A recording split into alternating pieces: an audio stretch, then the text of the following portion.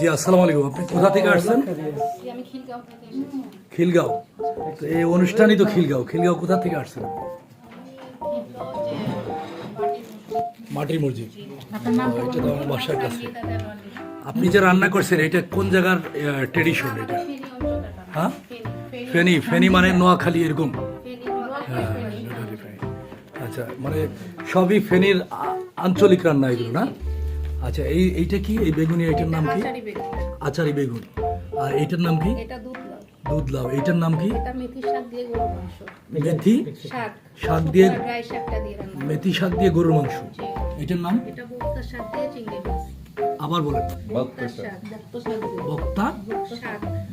এটা কি বালুচরে হয়? কেউ বলে এটা ওই যে বিভিন্ন সবজির আর সাথে এইটা, রান্না। এটার নাম এটা হচ্ছে ধনেপাতার ভর্তা। ধনেপাতা ভর্তা। এইটা এটা লেবু পাতায় পাবদা মাছ। লেবুর পাতায় পাবদা পাবদা মাছ। মাছ। Oh my God, this is it. এইটা এটা এটা তো মেডিকেল একটু সার্ভিস। পিছে। একটু আর এদিকে এদিকে এদিকে। তাহলে এতগুলি সুন্দর করে ডালা সাজিয়ে নিয়ে এসেছেন। ভালো আপনি কি ফার্স্ট টাইম আসছেন আইবিএম? জি জি। এর আগে ছিলেন আইবিএম এর সাথে? আচ্ছা, এটা ফুটে যায়। কিন্তু আপনার মেইন রেসিপি কোনটা? আমার পাবদা মাছ। লেবু পাতা।